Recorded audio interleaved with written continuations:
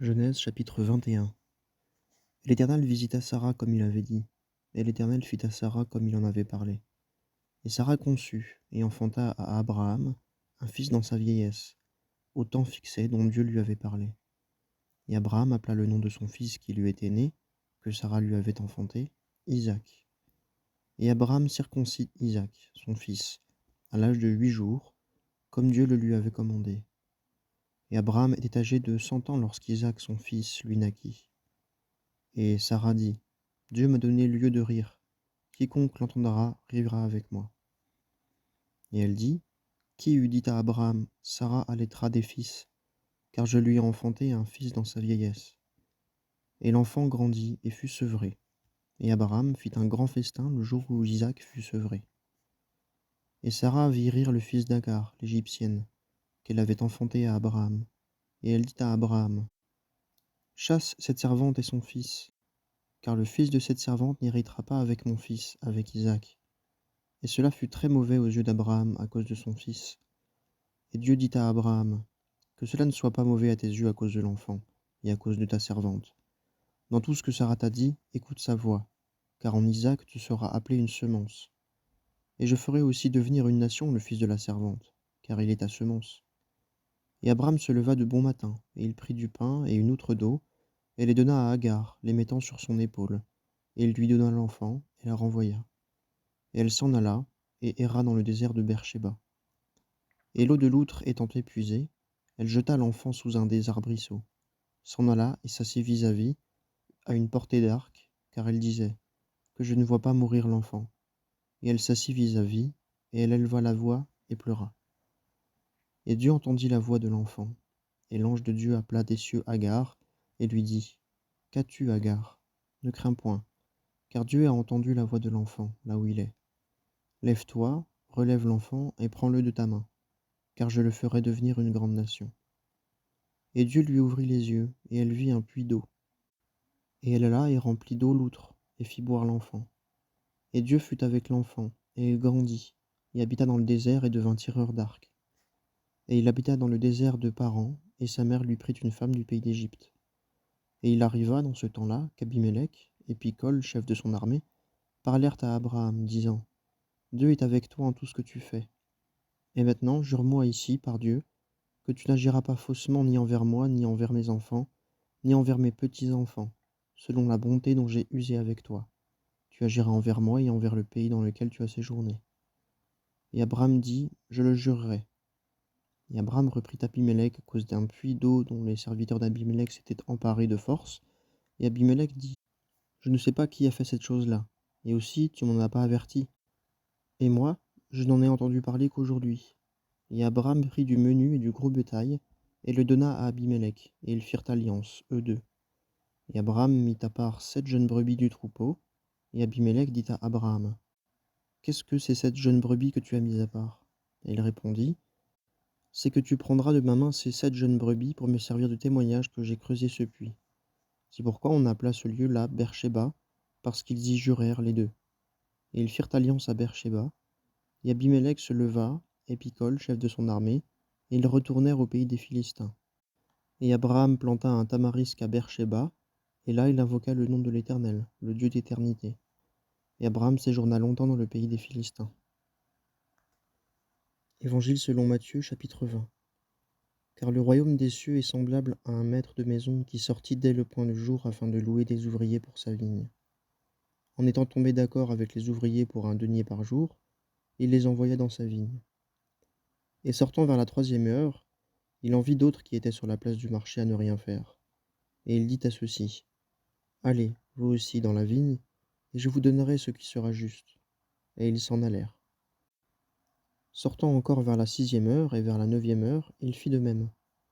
Et sortant vers la 11e heure, il en trouva d'autres qui étaient là. Et il leur dit: Pourquoi vous tenez-vous ici tout le jour sans rien faire? Ils lui disent: Parce que personne ne nous a engagés. Il leur dit: Allez vous aussi dans la vigne, et vous recevrez ce qui sera juste. Et le soir étant venu, le maître de la vigne dit à son intendant: Appelle les ouvriers, et paye-leur leur salaire, en commençant depuis les derniers jusqu'aux premiers. Et lorsque ceux qui avaient été engagés vers la 11e heure furent venus, ils reçurent chacun un denier. quand les premiers furent venus, ils croyaient recevoir davantage, mais ils reçurent eux aussi chacun un denier. Et l'ayant entendu, ils murmuraient contre le maître de la maison, disant: Ces derniers n'ont travaillé qu'1 heure, et tu les as fait égaux à nous qui avons porté le fait du jour et la chaleur. Et lui, répondant, dit à l'un d'entre eux: Mon ami, je ne te fais point de tort. N'es-tu pas tombé d'accord avec moi pour un denier? Prends ce qui est à toi et va-t'en. Mais je veux donner à ce dernier autant qu'à toi. Ne m'est-il pas permis de faire ce que je veux de ce qui est mien? Ton œil est-il méchant parce que moi je suis bon?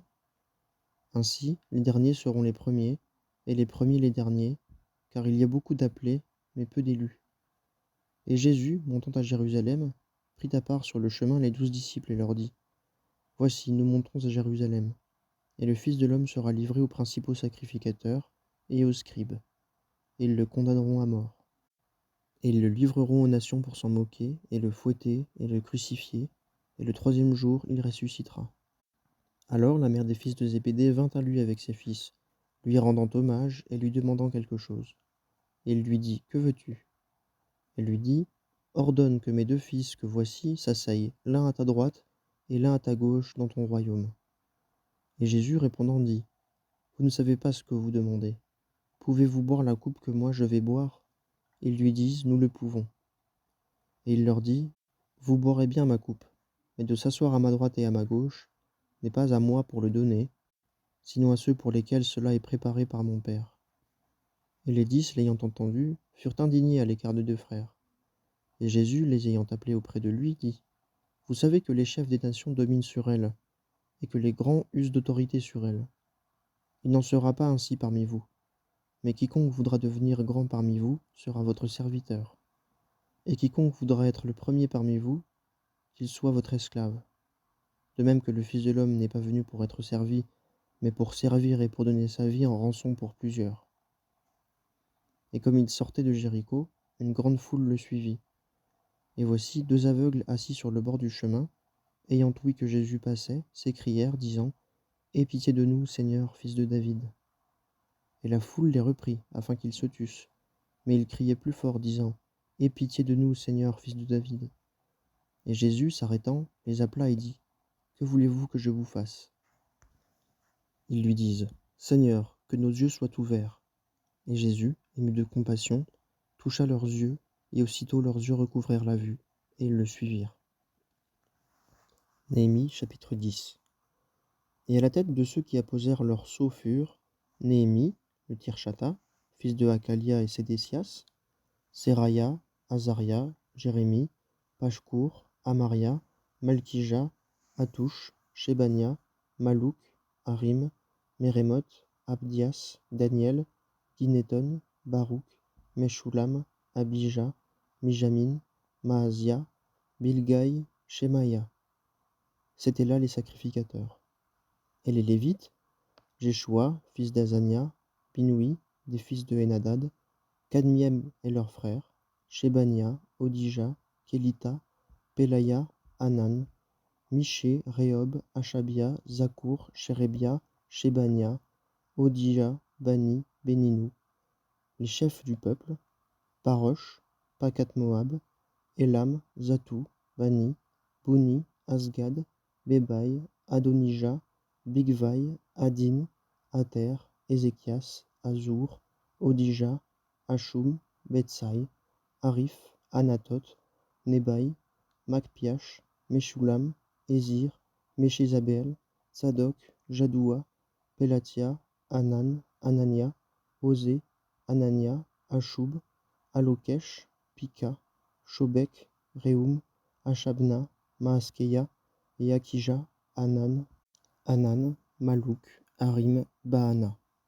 Et le reste du peuple, les sacrificateurs, les Lévites, les portiers, les chantres, les Nétiniens et tous ceux qui s'étaient séparés des peuples des pays pour s'attacher à la loi de Dieu, leurs femmes, leurs fils et leurs filles, tous ceux qui avaient de la connaissance et de l'intelligence, se joignirent à leurs frères, les principaux d'entre eux, et s'engagèrent par exécration et par serment de marcher selon la loi de Dieu qui avait été donnée par Moïse, serviteur de Dieu, et d'observer et de pratiquer tous les commandements de l'Éternel notre Seigneur, et ses ordonnances et ses statuts, et promettant que nous ne donnerions pas nos filles au peuple du pays, et que nous ne prendrions pas leurs filles pour nos fils, et que, si le peuple du pays apportait des marchandises ou toutes sortes de grains, le jour du Shabbat, pour les vendre, nous n'en prendrions pas le jour du Shabbat, ni en un jour saint, et que nous laisserions la terre en friche la 7e année, et remettrions toute espèce de dette. Et nous nous établîmes des commandements, nous imposant le tiers d'un cycle par an pour le service de la maison de notre Dieu, pour les pains à placer dans rangées, et pour l'offrande de gâteaux continuels, et pour les holocaustes, l'holocauste continuel, celui des Shabbats, et celui des nouvelles lunes, pour les jours solennels, et les choses saintes, et pour les sacrifices pour le péché, afin de faire propitiation pour Israël, et pour toute l'œuvre de la maison de notre Dieu. Et nous jetâmes le sort, sacrificateurs, lévites et peuples, au sujet de l'offrande du bois à amener à la maison de notre Dieu, selon nos maisons de pères, à des époques fixes, chaque année, pour le brûler sur l'autel de l'Éternel notre Dieu, comme il est écrit dans la loi. Et nous nous engageâmes à apporter les prémices de notre terre, et les prémices de tous les fruits de tous les arbres, chaque année, à la maison de l'Éternel, et les premiers-nés de nos fils et de nos bêtes, comme il est écrit dans la loi, et à apporter les premiers-nés de nos gros et de nos menus batailles, à la maison de notre Dieu, aux sacrificateurs qui font le service dans la maison de notre Dieu. Et nous apporterons les prémices de notre pâte et nos offrandes élevées, et le fruit de tout arbre, le mou et l'huile, aux sacrificateurs, dans les chambres de la maison de notre Dieu, et les dîmes de notre terre aux Lévites, et eux, les Lévites, prélèveront la dîme dans toutes les villes de notre labour.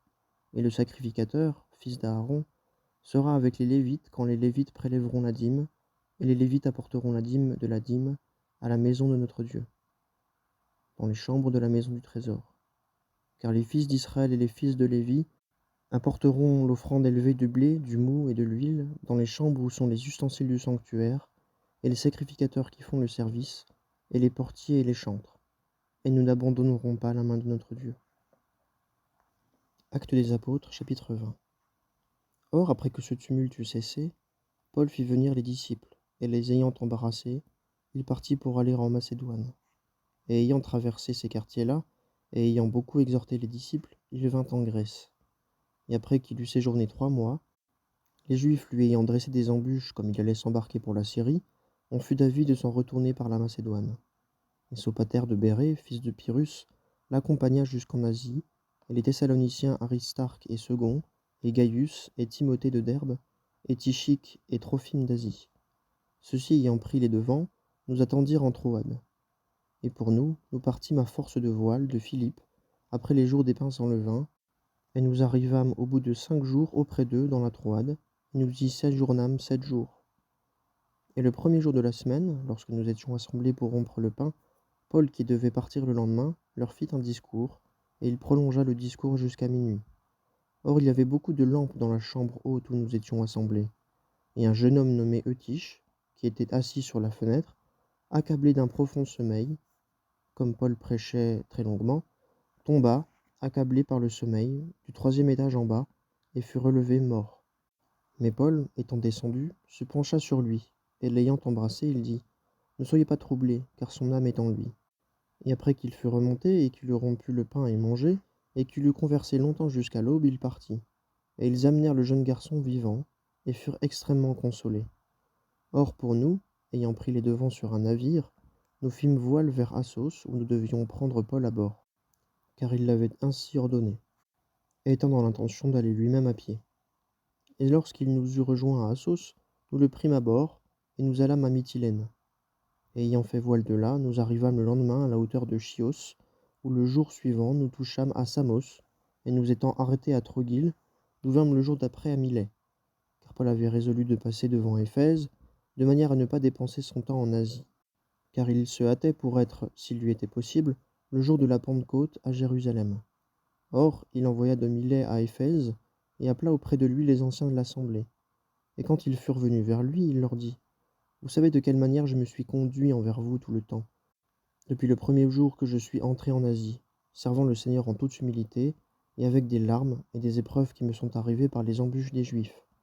Comment je n'ai rien caché des choses qui étaient profitables, en sorte que je ne vous eusse pas prêché et enseigné publiquement et dans les maisons, insistant et auprès des Juifs et auprès des Grecs sur la repentance envers Dieu et la foi en notre Seigneur Jésus-Christ. Et maintenant, voici, étant lié dans mon esprit, je m'en vais à Jérusalem, ignorant les choses qui m'y doivent arriver. sauf que l'Esprit Saint rend témoignage de ville en ville, me disant que des liens et de la tribulation m'attendent. Mais je ne fais aucun cas de ma vie, ni ne la tiens pour précieuse à moi-même, pourvu que j'achève ma course, et le service que j'ai reçu du Seigneur Jésus, pour rendre témoignage à l'évangile de la grâce de Dieu. Et maintenant, voici, moi, je sais que vous tous, parmi lesquels j'ai passé en prêchant le royaume de Dieu, vous ne verrez plus mon visage. C'est pourquoi je vous prends aujourd'hui à témoin que je suis net du sang de tous, car je n'ai mis aucune réserve à vous annoncer tout le conseil de Dieu. Prenez donc garde à vous-même et à tout le troupeau, au milieu duquel l'Esprit Saint vous a établi surveillant pour paître l'assemblée de Dieu, laquelle il a acquise par le sang de son propre Fils. Moi je sais qu'après mon départ, il entrera parmi vous des loups redoutables qui n'épargneront pas le troupeau, et il se lèvera d'entre vous-mêmes des hommes qui annonceront des doctrines perverses pour attirer les disciples après eux. C'est pourquoi veillez, vous souvenant que durant 3 ans, je n'ai cessé nuit et jour d'avertir chacun de vous avec larmes. Et maintenant, je vous recommande à Dieu et à la parole de sa grâce, qui a la puissance d'édifier et de vous donner un héritage avec tous les sanctifiés. Je n'ai convoité ni l'or, ni l'argent, ni la robe de personne. Vous savez vous-même que ces mains ont été employées pour mes besoins et pour les personnes qui étaient avec moi. Je vous ai montré en toutes choses qu'en travaillant ainsi, il nous faut secourir les faibles et nous souvenir des paroles du Seigneur Jésus-Christ, qui lui-même a dit « Il est plus heureux de donner que de recevoir ». Et ayant dit ces choses, il se mit à genoux et pria avec eux tous. Et ils versaient tous beaucoup de larmes, et se jetant au cou de Paul, ils le couvraient de baisers, étant surtout peinés de la parole qu'il avait dite, qu'ils ne verraient plus son visage, et ils l'accompagnèrent au navire.